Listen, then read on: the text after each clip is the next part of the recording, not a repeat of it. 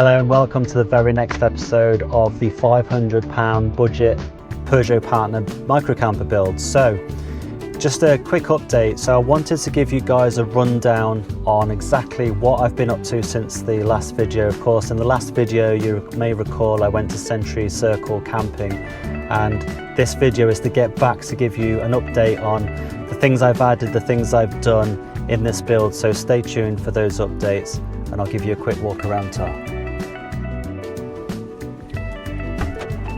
So stepping out of the van then, so as you may recall, this is a 2011 Peugeot Partner van, and so I bought this off Facebook itself. So give you a quick view of this.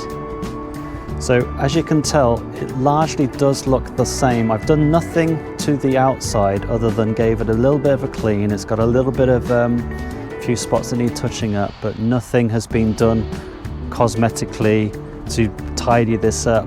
But what I did find just a few weeks ago on Facebook Marketplace was this roof rack.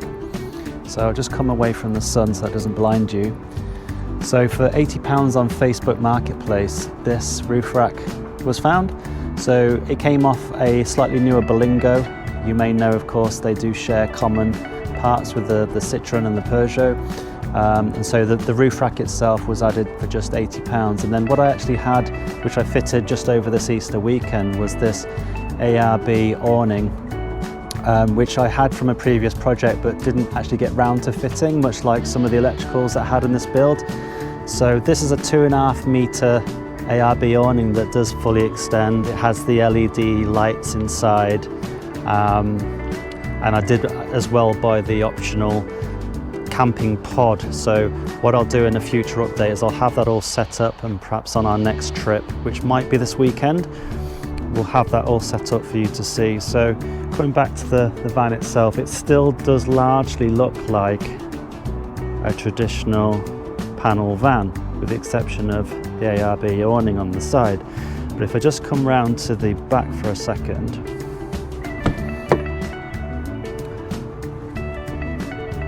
so as you may recall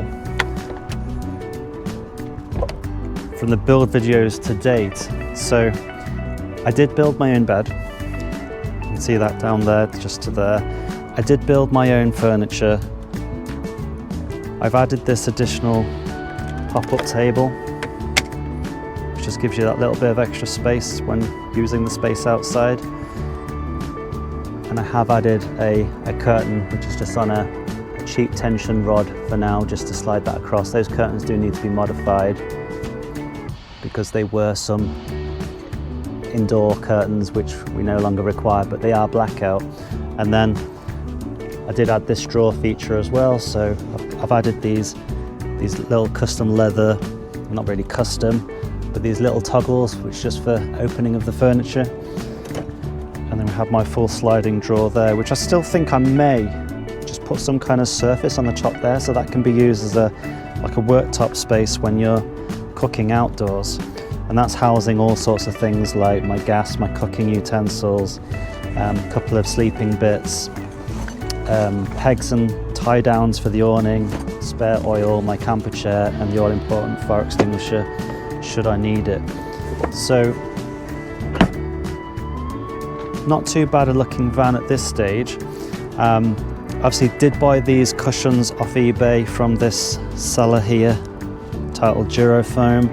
I talked about that in quite some more detail in the previous video, but I've just got to the stage now where this is practically finished. I've added these toggles to the doors. They just need a little bit of touch-up paint and a bit more final sanding here, just to make these a bit more usable. They're just a little bit tight at the moment, but being custom, everything is obviously trial and error, this being my first build.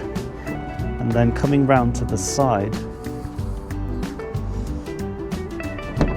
the single side entry, if you recall, I added my electrical panel here, which I can switch on the voltage meter there. I've got this other end switch here which activates the lights, and they're able to be operated independently, so you can have some or all of them on if you wanted to.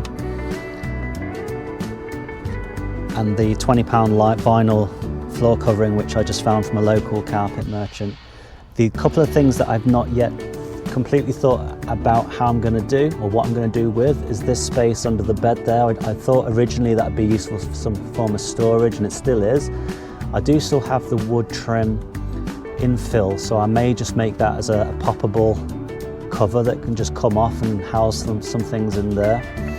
And then because I made this front bench which goes the full width of the van, obviously this side is housing just the fuse box, and so what I may do is put some kind of drawer on runners, or again I might just have a poppable front on there that can be pulled off and then things can be dropped in there. Maybe it's big enough for camping chairs or a bit of bedding, I don't quite know yet.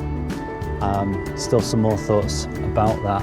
But then coming back to the inside the cab area, everything is pretty much as it was.